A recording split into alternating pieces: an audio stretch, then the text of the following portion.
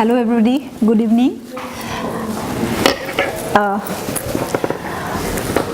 30 minutes I have, or maybe more, maybe less, I think. So I have heard from your professor that there are two stories included in your syllabus, The Journey and Offspring. I assume all of you have read both the stories. And I'm sure you like both the stories. So let's start our journey of 30 minutes or maybe 40 or few minutes this side or that side with the journey. Your story, the journey. Let's start the journey. Okay? You know the story? That it's about a journey. The author is returning from Kaziranga with one professor. And hope you remember the name of the character, Professor N.D. Mirajkar. In the story, it's mentioned only Professor Mirajkar. And in the story, it is mentioned that I and Professor Mirajkar work in the Department of Modern Indian Languages and Literary Studies in Delhi University. In the second or third line itself, it is mentioned. Now, I'd like to tell you, actually few of us only know, or very few only know, that Mirajkar is a real character. Did you know? Did your professor tell you? I told him yesterday. Yeah, because not much discussion have been done about Professor Mirajkar. Okay, I told him because I have met Professor Mirajkar. Professor Mirajkar was Professor Goswami's colleague, cum friend. He was in our department. I'm using the word our department because now I work in the department. When I came to Delhi 10 years back, I think, Aruni came much before me. I'm sorry, your professor is like my brother, so I keep on mentioning him, Aruni. Yeah. Okay, I know it's okay. Would you like to explain what's the plot of the story for the people who have not read? Sure, I will definitely. Both the stories I'll tell. When I came to Delhi 10 years back, he came before me, I think. Yes. He came 12 years back, I think. Yeah. Whatever. When I came to Delhi, that time I was a student, I was doing PhD. And that time I met Professor Mirajkar. Of course, I knew Indira Goswami, the author. When I met Professor Mirajkar, that time only I came to know that he is the same Mirajkar. Before that, I read the story. I knew the name, but I was not sure whether it's a real character or a fictional character. And I asked Indira Madam directly. And we are privileged people. We met the author. And we were very close to her. I asked her directly, is it the same Professor Mirajkar? She said, yes. I said, no, you didn't write anywhere. She said, what's the need to write? Something like that. Then I asked Professor Mirajkar a few years back, is it true you are the character, you went there? He just smiled. So this is like merging real character and fictional character.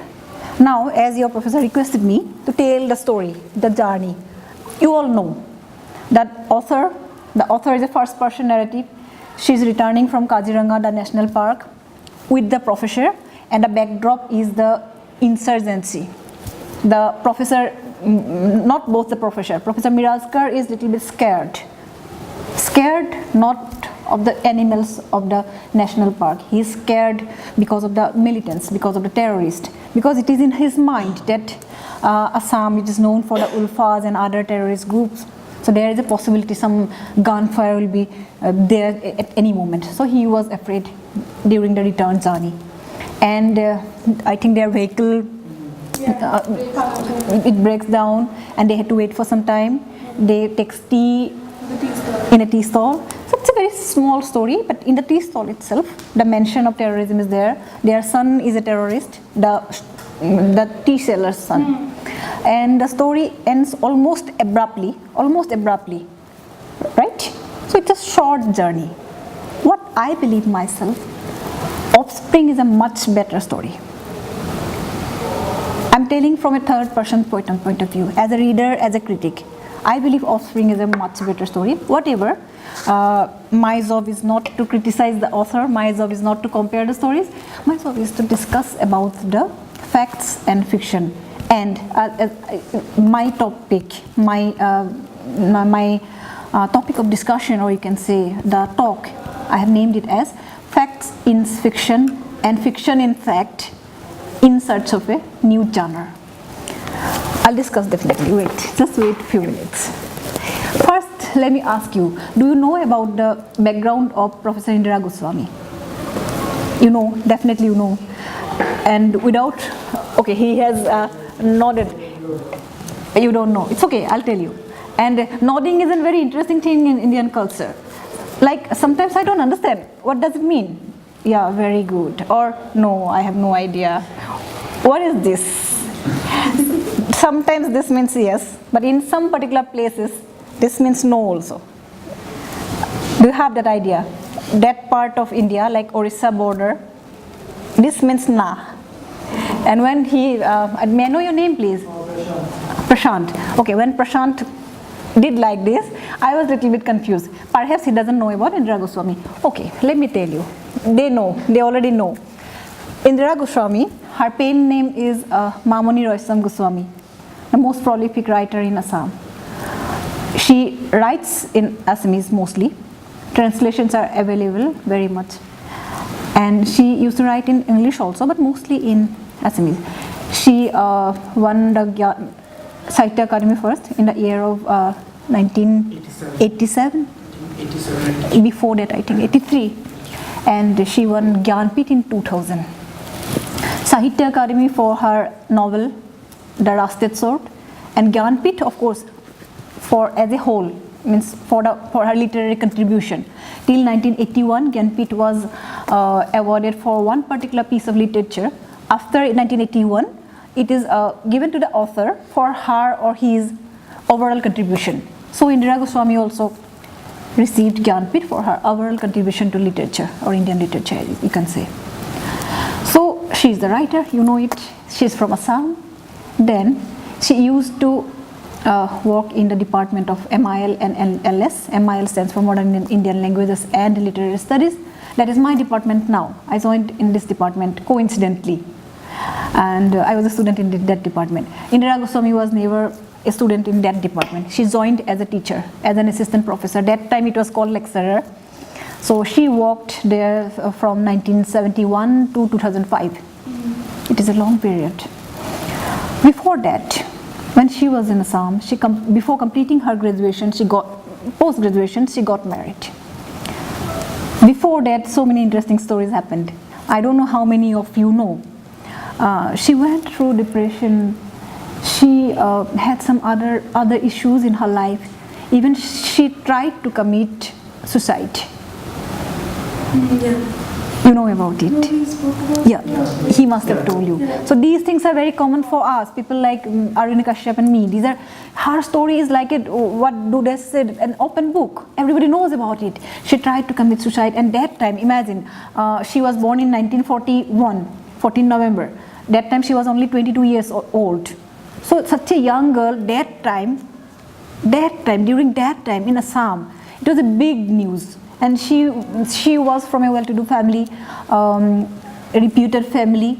So it was like a scandal sort of thing. It's so depressing. The story itself, the incident itself was so depressing. After that, she got married. I'm telling you the story in flashback. That before completing her post-graduation, she got married. She completed post-graduation also almost during the same time. She got married to one person who was not an Assamese. That time, one bridge was being constructed, the Saraighat bridge, or we pronounce as Horaighat. That bridge. So Madhavan Rosham Iyengar was the person who went to Assam as a construction engineer. His job was to construct the bridge as an engineer. And he was in a rented house near her house, and the story bloomed. And eventually they got married. After their marriage, Indira Goswami left Assam with her husband. She went to Kashmir, and that was the beginning. She spent the rest of her life outside Assam. First in Kashmir, then in Vrindavan, then in Delhi. Delhi, of course, you know, I have told you just now. She was a teacher, she was a professor in Delhi University. Before that, Vrindavan, because she did her PhD. And her mentor, her PhD supervisor was in Vrindavan that time. But she did her PhD under Guwahati University, not under Delhi University or not in somewhere in Vrindavan. But she stayed there. Before that, Kashmir. Again, I'm just going back. Before that, Kashmir. Why? Because some projects were going on, her husband's projects. some bridge building construction project, some aqueduct project. So she was with her husband. And she wrote 3 wonderful novels based on her experience in the work sites when she was roaming with her husbands. 3. One is Ahiran. Ahiran is the name of a place, Ahiran. One is The Rusted Sword. Just now I have told she got Sahitya Academy for this novel, Rusted Sword. And Senabor Khot. These 3 novels. Senabor Khot was the first one. But what happened, the most tragic incident, she lost her husband. There was an accident, some car accident, it was a jeep, and she lost her husband. And imagine that time, she was just young, 24 years young. 1963 she got married. She was born in 1941, hardly 24 years or so. A very young Assamese girl. She had no idea about the outside world. And I'm very sure her Hindi was not good, not even English, because we know her personally. It was such a traumatic experience for her that time in Kashmir, in Udhampur. She knew nobody there, and this thing happened. And her life just changed. She had to come back to Assam first. And she joined in a school as a teacher in Gwalpara. And she already told that she had the tendency of being depressed. That history was also there, like committing suicide, that suicidal tendency. And now this thing happened. She lost her husband and she was totally devastated. But she started her life again as a teacher in Gwalpara. Then she came to Vrindavan to do her PhD, and she did her PhD in some comparative study, Assamese Ramayana and the Tulsidas Ramayana. You all know that Ramayana is originally in Sanskrit. And one Tamil saint poet, Kanwan, he translated the Ramayana for the first time in Indian regional language. That was the Tamil Ramayana. And the second translation was this Madhav Kandali Ramayana. Madhav Kandali is the Assamese saint poet who translated Ramayana from Sanskrit to Assamese. Assamese means 600, more than 600 years back Assam. That Assamese is totally different. You are all English literature student. You know that time Dao is you nowadays. And you becomes you nowadays. Not even Y or you. Right? So that time it was Dao, THOU. So the same way the Assamese was totally different. It's not the present day Assamese. But she studied. She did comparison and she did her PhD. After that, she joined University of Delhi. That's her life in brief, in very brief in fact. And you can imagine, because I'm telling the background, I'm not giving you data. I'm not giving you data about how many novels she wrote, maybe 13 or 13 maybe. Yeah, 13. I'm not giving you data in which year, which novel, and most of the novels are in Assamese. The title will be little bit unfamiliar to you. No translations are there. I'm just telling you the background so that you can imagine. And it will be easy for you to understand my talk, or it will be easy for you to relate. Now this is the background. One girl who was so much depressed, she just overcome the depression. She just tried. It was like the bird phoenix. She herself tried her best to come out from the depression, and she started writing. But now the question is, did she write after her depression, after her accidents in her life? No. She started writing at a very early age. She used to write. She used to write in Assamese, in different magazines, in different papers or journals, whatever. But those writings were not that much serious writings. She started writing very seriously during her stay with her husband. That was a very brief stay. It was only 1.5 year married life. Only 1.5 year. She's just doing like this. That means, yeah, that's good. That means you are relating yourself to that lady or that girl. That time she was 24 years only. She started writing because her husband was busy in the worksite. She was busy in her writing. But after her husband's demise, she went into that depressed phase again. She went to that black hole again. Again she came back. Again. And her whole life is a struggle, like struggling with herself. how to come out from the depression. Then she started writing again and again. Here I'll tell you another background.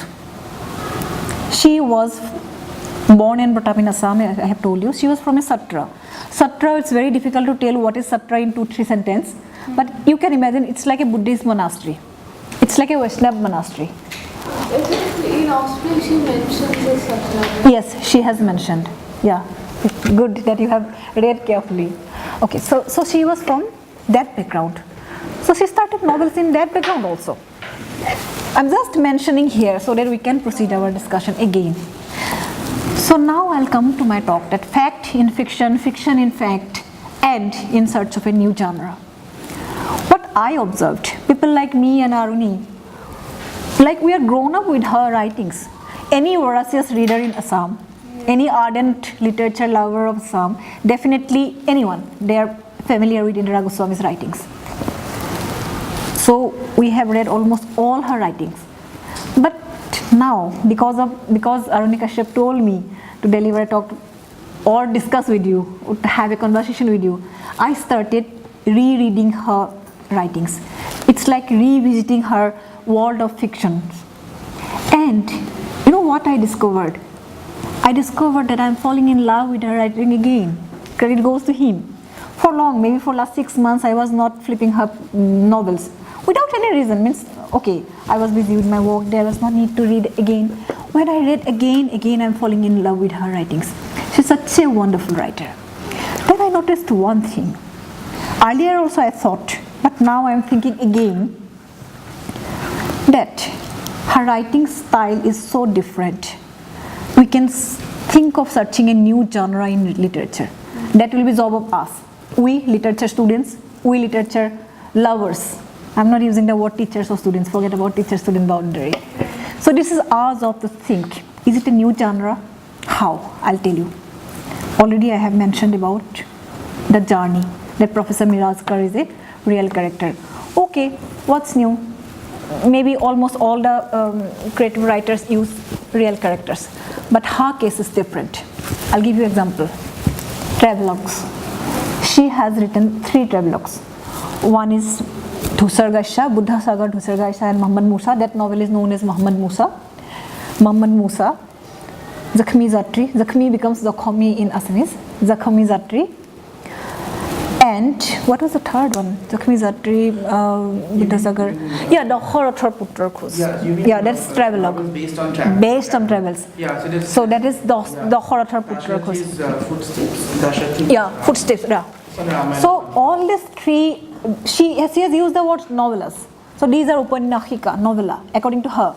But you can say these are travelogues, or you can say novel based on her travel experience. So it's very difficult to distinguish these are memoir or travelogue or novel. Very difficult, because the first one, Muhammad Musa, she herself is a character. Zakhmi Zatri, she is not a character directly, but indirectly she is a character. How? The protagonist name is Rajabala Devi. In Assam, Devi is not a very common surname, but Devis are mostly Brahmin and Gokhai community. She belongs to that community mostly. And interestingly, another novel, the other one, that son of Dasarat, the third travelogue, I'm using the word travelogue. There her name is Kamla Devi. Again Devi. Maybe she's a little bit interested for that surname. I don't know why, without any reason. Maybe without any reason, maybe consciously or not. I don't know. But Rajabala Devi is none other than the author herself. I'll tell you how. In that conference, that novel is written on her experience to her journey to Southeast Asia. Rajabala Devi is the only one who recites Madhav Kandali Ramayana, who presents her paper on Madhav Kandali Ramayana. And Rajabala Devi is the only one who knows about Madhav Kandali. Definitely she is from Assam. Another hint is there in that novel. Her neighbor calls her Raja Ba. Ba is the word for Didi, the sister, sort of calls me Ba, Pahi Ba. Ba is the word for Didi. That means definitely she is Assamese. And Rajabala Devi is none other than the author herself. I'll tell you, I have just noted down what she has wrote. she has wrote in one place, one character's name is Shastri Maharaj, and Shastri Maharaj asked her about the paper, and Rajabala Devi answers, I have already sent 2 research papers to the organizers. One is Assamese women before 600 years in Madhav Kandali's Ramayana, and the other is the foreigner disciples of Tulsidas. It is in page number 898. So these 2 papers are actually written by Indira Goswami or Mamuni Raisam Goswami. That means Rajabala Devi is none other than Indira Goswami herself. Again, in the other novel, Kamala Devi, so many examples are there. I'm not going to make you bored with lots of quotations, but she is the person. One more interesting fact is that just now I have mentioned how attached she was with her husband, Madhavan Resham Iyengar. In the other novel, Dasarath's Son, which is based on her travel experience, the one person is there, one character is there. The character's name is Madhavananda, and Kamala Devi is crazy after Madhavananda. So naming the characters, I'm a little bit interested. It conveys some meaning. Why particularly Madhav? Why is she using the name Madhav? Why not Saurav? Why not Prashant or any other name? Maybe in her subconscious she has still that longing for the name Madhu, her husband, her beloved husband. Maybe that is the reason she has used that name. Naming is very interesting in her art, in her She writings. mentioned in her autobiography and in numerous interviews that Yes. she doesn't like imagining out plots. Yeah. Yeah. Yeah, You know, she has mentioned. In the interview we watched, so we showed them a documentary. Okay, you have. Yeah, the Okay. Science Academy documentary. Okay, that is very good one. Yeah. And she In Vrindavan. in Vrindavan, you know, this novel, Neelkanthi Braj. Neelkanthi Braj is translated as the blue naked god. With lots of respect, with due respect to your Professor Aruni Kashyap, I had to say something here. The translation, problems of I did not translation. translate it. Let me finish. Today I'm in charge of your class. I'm so sorry. So he wrote a very good foreword. I like the foreword. I'm not telling because he's sitting there, because he has used some personal experience also. I like the way he wrote. You can read it. It is published by Zuban. It is available. But what is my argument? The translation of the name of the novel, Neelakanthi Braj, is Blue Naked God. Blue Naked God is Shivji, whose neck is blue colored, because he drank the poison. But Vrindavan is not at all related with Shivji. Vrindavan is always related to Krishna. And the whole novel is about the pain of the widows. That's why the name is, it's like a metaphor. The way Shivji drank the poison and he became Neelkanthi, the Braj is the name of the place, Brajadham or the Vrindavan. The whole place is like Shivji. The whole place is full of pain, agony, and the tears of the widows. So the translation, I'm not happy with the name of the book. What? Sister who translated it. Sorry? It's a sister who translated the novel. I wrote the foreword. Okay. He wrote the foreword only, but I'm just mentioning. Yeah. It's just information. Aranya must be thinking. Okay, whatever. So now again, I'll come back to our discussion. That the protagonist name is Saudamini. Okay. Saudamini means thunderbolt, right? Thunderbolt. And the character, it's like it represents her own story. Saudamini also she lost her husband just after 1 year of her marriage, and so many things are so similar. I'm just tempted to give 1 or 2 quotations because I have reread again all these novels. In Neelkanthi Braj, that is written on her Vrindavan experience, she has mentioned, I didn't see the sky above my head for a long time. And in her autobiography, exactly the same mental condition. She has written, I could not go out in the fear of looking at the sky above my head after Madhu's demise. Madhu is her husband. So Saudamini is none other than Mamuni Raisam Goswami or Indira Goswami. So again it's merging, it's again overlapping the writer and the fictional character. Here again you may ask me that, nothing new. All the fictional writers use their personal experience.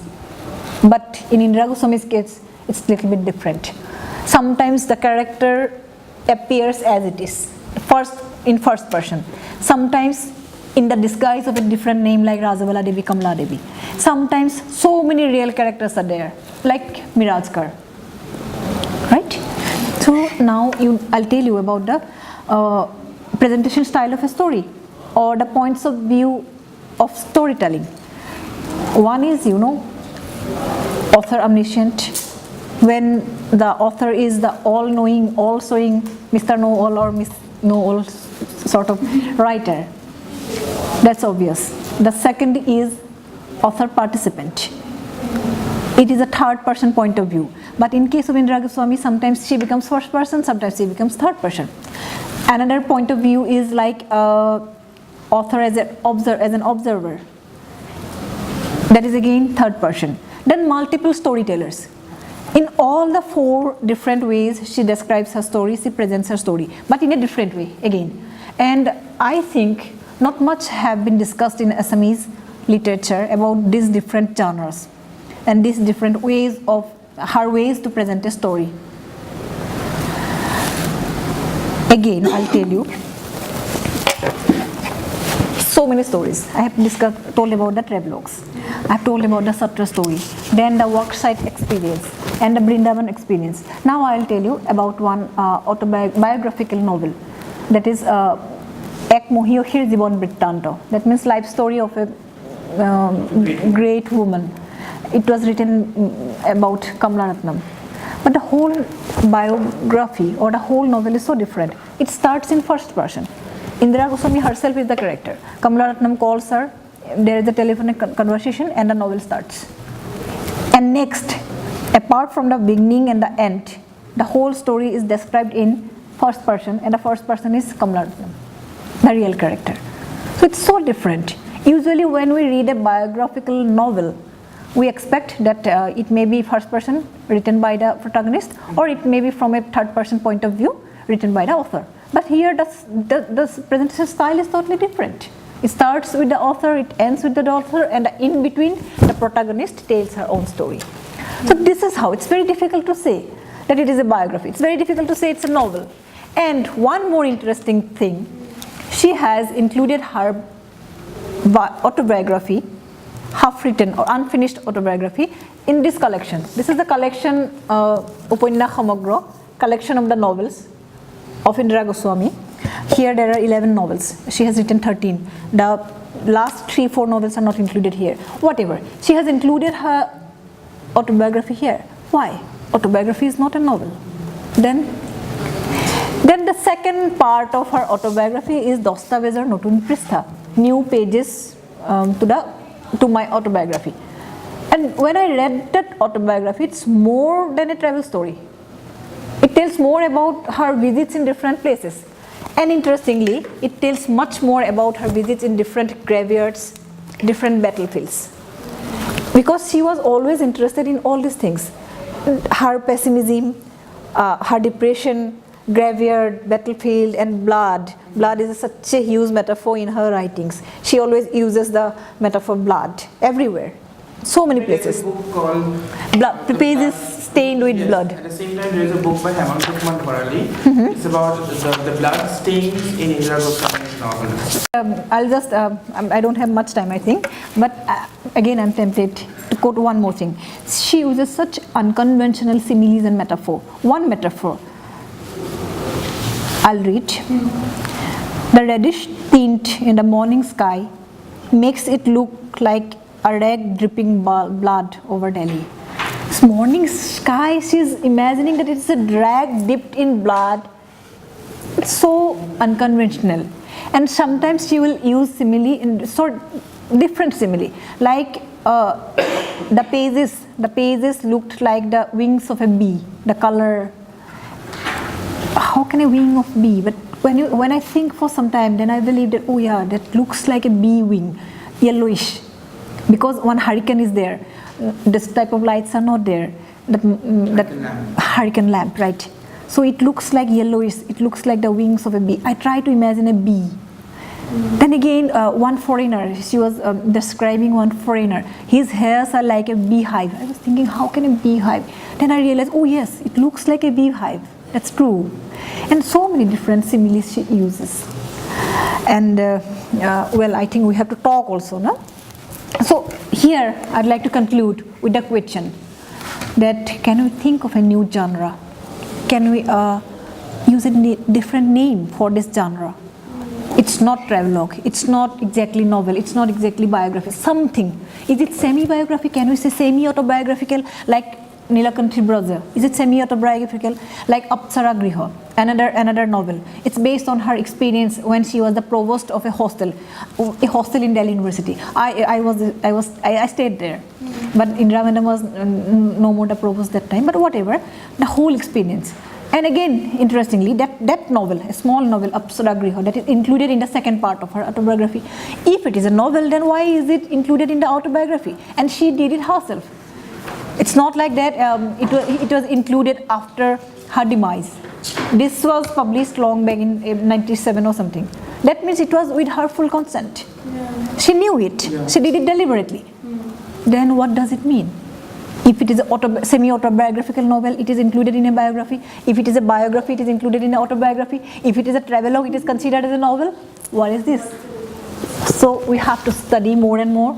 We have to think of a new genre. I think there is a possibility it's a new genre in literature. So, is it enough? I hope I have already. Thank you. Would you please like to talk a little bit about her activism, essential part of her life and writing, and even in the essay that Amitabh Ghosh writes about her, this is her work. Her life as a writer as well as an activist goes very closely. So would you please like to talk about her activism? It could be animal rights, for example, the man from Chinnamasta, or it could also be her role as a peace mediator. Okay. Can you just elaborate? Okay. Again, two aspects of her life. Some people consider her as a feminist, but she herself told again and again, repeatedly she wrote in different places that I'm not a feminist. I just consider myself as a human being, a humanitarian. Okay? What she did, you know about the Ulfa, the terrorist group in Assam. What she did, being a humanitarian, she wanted peace in Assam. She wanted peace in Northeast. She tried to be a mediator. She initiated that she will talk with the terrorist. She will be the mediator between the government and the terrorist group. Though it was not very much successful. She tried that peace talk, right? Runi, this peace talk. Yes. PPZ was constructed, but it was very difficult. And what you told about the animal sacrifice thing, I mentioned about the Satra. She was born and brought up in a Satra. That tell me. Where The sacrifice happens. Yeah. So she was highly sort of impacted by the sacrifice. Okay, that happened. Already we have discussed about her suicide. During that time, her family member, particularly her mother, they tried something of course for her good only. They went to some astrologer. The astrologer advised that you should go for some animal sacrifice. Then they went to Kamakhya. There is one temple, Bogala temple near Kamakhya. And in Assam, Kamakhya is very famous, you know. And it's the Sakta tradition. Animal sacrifice is being done even today. So sacrifice was there. One animal sacrifice. It was a goat, I believe. Yeah, it was a goat.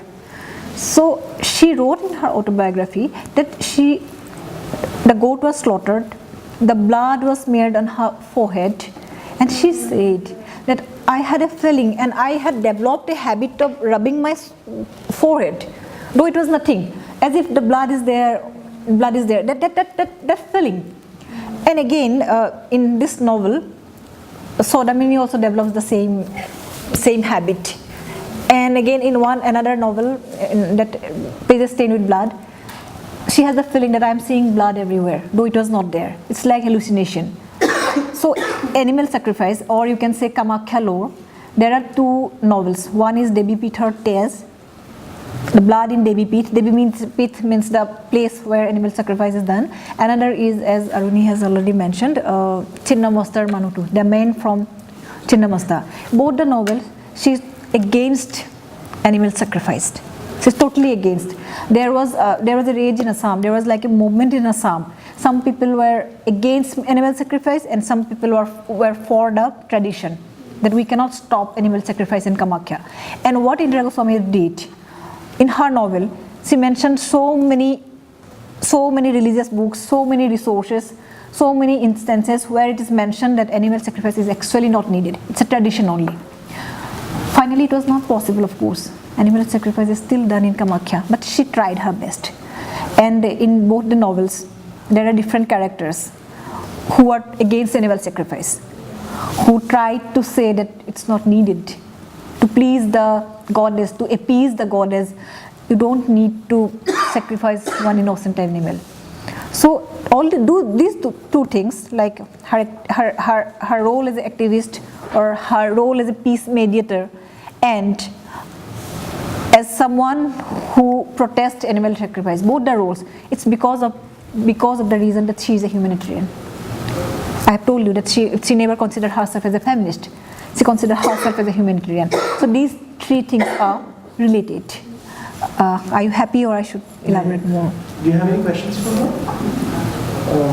They're very intrigued by Offspring, by the way. So you teach in that university. Yeah, Offspring, of course. Offspring, may I know your name? I'm Gautam. Gautam, yeah, you wanted to ask one question? Just out of curiosity, you mentioned that Offspring, you felt it was a better story. Yes, as a reader. Yeah, so can you elaborate on why?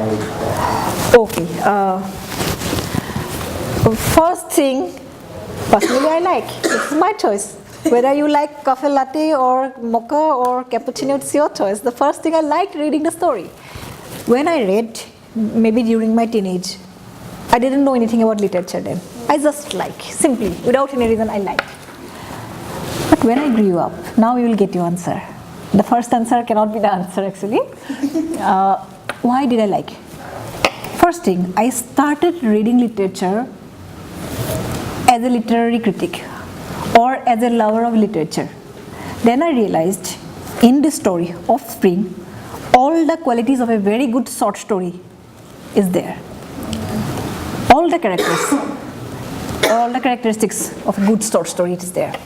The beginning, the end, the characterization, the setting, everything is there. And the theme, of course. Though the theme of terrorism is there in the story's journey, Offspring is a much stronger theme. Why? I'll tell you. There are two parallel themes in Offspring. One is the desire to have children. The desire to have children or longing for offspring. The other one, the tradition, the culture, how can I explain? The Assamese name of the story is actually not Offspring. They know Sanskar. Sanskar. Apatya is the word for offspring in Assamese. Again, the problems with translation. We can actually discuss a lot about problems of translation. Just now I told the blue naked god. Blue naked god is not Nilkanthi brother. So offspring is actually not Sanskar. Sanskar is, tell me, what should be Sanskar? It's values. But if you say, if the name of the story is values, it doesn't convey the essence. Yes. Right. And interestingly, we're doing this story for Yuvara, only for Samskara, the last rites of the dead man, but it conveys so much more about ritual and culture and tradition. Okay. But the author, Indira Goswami, she could have named the story Apatya. Apatya means offspring, but she didn't. Because it's really not about that, it's a lot about, it's really about the offspring. So what I feel, that's my observation, that these are parallel themes.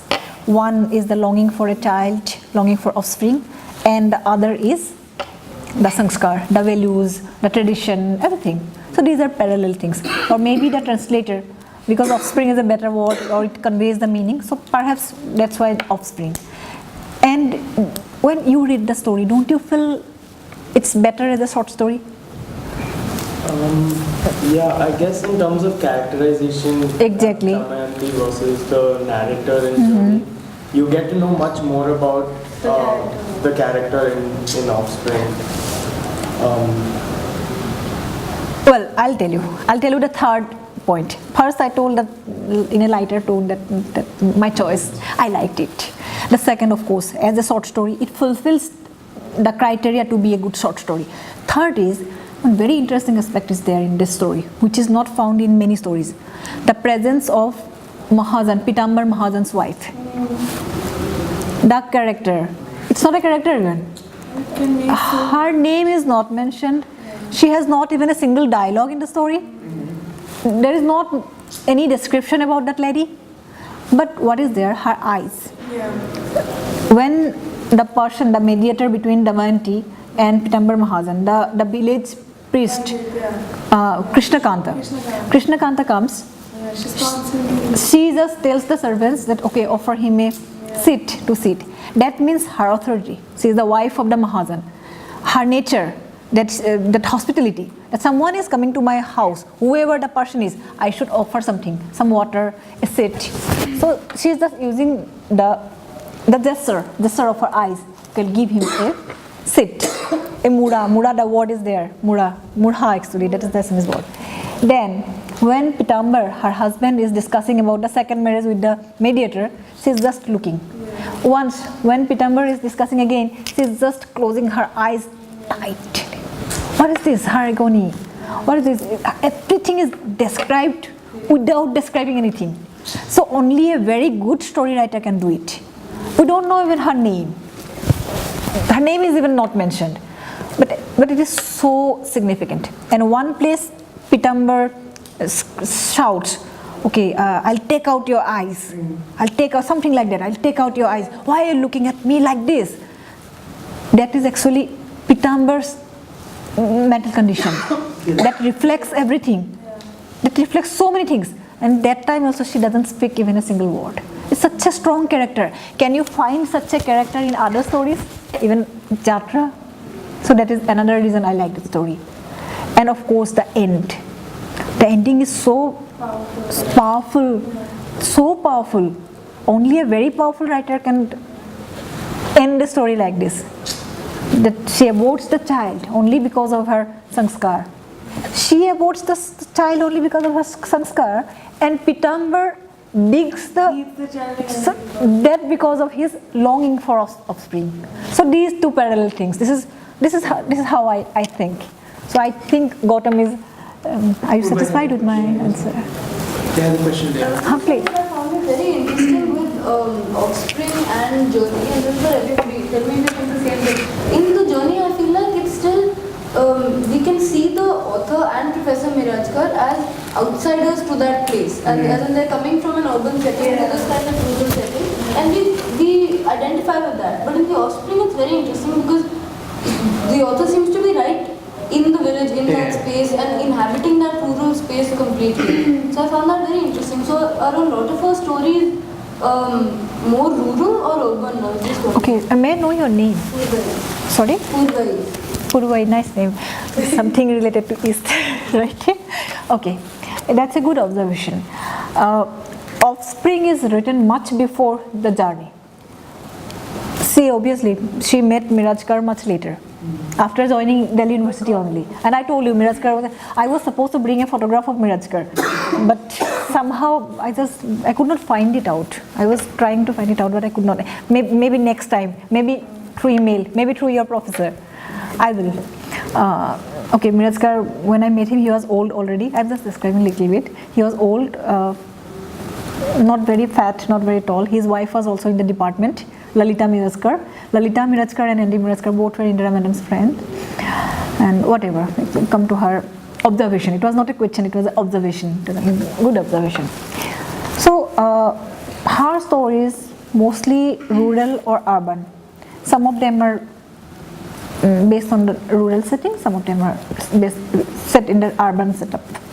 Like that story about Harshul and Nirmala. It's actually a novella. Again, it's merging. That whether it is a Which story is it? that story about Harshul and Nirmala.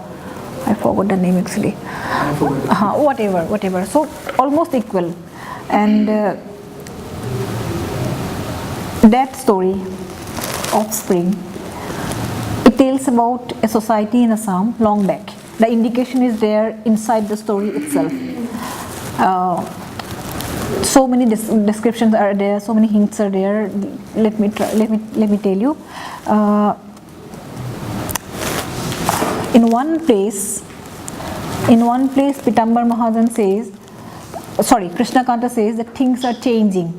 Things are changing. Now even the upper caste people have started marrying the lower caste people. So these things doesn't happen in present day Assam. Or even if it happens, maybe in some places, not in all places. But that time, when the story was written, it was in larger scale. And journey, of course, the insurgent problem. Insurgent problem started after 80s only. So it is a new story. It's the urban setup. Though the setup is rural, it is urban. And have you noticed one more thing? That story journey, Professor Mirajkar is very much afraid, frightened, and he was anxious. But the author is not. Right? Because she's from Assam. She has not mentioned anywhere that I am from Assam. She has mentioned that we both walked together in Delhi University. But the author is not afraid. The gunfire, the sound, when Konbap arrives, she is very calm and relaxed. That's why she's kind of embarrassed also by her colleagues. Which is anxiety. Exactly. It works so well the way she's really like she's enjoying the beauty of it. Yes. But he's so anxious. Exactly. You get like these parallel running. That's what Purvai told, that the outsider and the insider. But it's strange because when reading a translation, if I read the two stories without knowing it's the same author, I wouldn't think it's the same person writing it because it's so different. The themes are so different, and I think it's because reading a translation you can't make the distinction. But there is one common thing you can notice: the use of unconventional simile, the use of different language, and the comparison. For example, the skin tone of Damayanti, it's like the foam of boiling sugarcane. It's so different. Sugarcane juice means she is not using a common like she is fair like butter. She is fair like or simply she is fair. She is using something different. The foam of sugarcane juice is something so attractive. So it tells something. Then again in unique simile, unique metaphor. It's so it stays like an with owl, you. Yeah, right? it stays with you. And Child in head journey, like an owl. The bones, like it's described in a very having like it's like in In the journey, the moss and the monkey is bad for her. She sees beauty in it. But her colleagues, he's frightened of it. he is frightened of the gunshots and other things, and different hues of green. And something about the paddy field, it looked like something. These unconventional simile, unconventional metaphor. Here you can feel that okay, this is the same writer. Of course, it's a different time. She wrote Offspring much before. Just to answer The topic is Purvai's different. question, Goswami actually wrote very few novels or short stories set in Assam. In fact, she wrote a lot of short stories in her early part of her career. About 700 of them are lost. Yeah, and they could have never anthologized and published because they're published in journals. So only the extant ones are published and anthologized in journals. And most of them of her major novels are set outside Assam. Novels, she actually asked about story particularly. Some stories, short stories are, I think, Shillong based also. Yes, the base is Shillong, Shillong. yeah. Because during her childhood, she started her education in Shillong. You know Shillong, that Meghalaya, that hill station. So some of the stories, like Riniki Dekhisu Jamuna. Yeah. That story, the background is Shillong. About a girl reaching puberty. Yeah, that young girl. So that is based in Shillong. But novels, of course.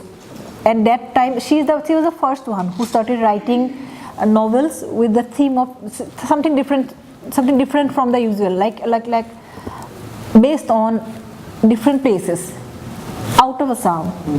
And someone mentioned that Vrindavan stories like this Nilkanthi Braja, that was the first novel written based on Vrindavani widows. Yeah. Someone from Oriental Research mentioned somewhere. So different themes, different, and most of the novelists from Assam, her contemporaries, the novels are written, or the background is mostly Assam.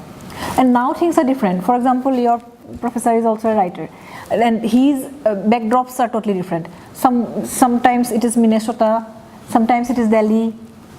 So that's different because see, he represents today's generation. But during her time, she was 1941 or 42 born. Somewhere it is written 42, somewhere it is 41. But I'm fortunate enough because I work in the same department. I saw the documents. According to our departmental document, it is 1941. Whatever, that time, imagine. So it was something new in Assamese literature. We have 3 more minutes. Any last question? Anyone dying to ask a question? Just adding to what I was saying for a second, I was thinking that it seems kind of hard for a writer to occupy the space of the rural and the urban in the way she does, which is why we might find it confusing that both these stories are written from the perspective of the same person. So it wasn't so much about place in the sense of, I mean, of course it's very interesting that she doesn't write most of the stories about Assam, but it's interesting that she writes about such different kinds of Cultures. Because her own life. Yeah, like Rasted Sword is set in Madhya Pradesh. Chenav's Karan is set in Kashmir, as Chenav says. Hiran is set in The Sai Uttar River, Pradesh. Sai River. Right? Yeah, Sai River. Raebareli. Yeah, That Gandhi family wala Muhammad Raebareli. Musa is set in Japan. Dasharathi's footsteps is set in Sri Lanka. And South Korea. Huh? South And Korea, South Sri Korea and Sri Lanka. Lanka. This Ramayana conference.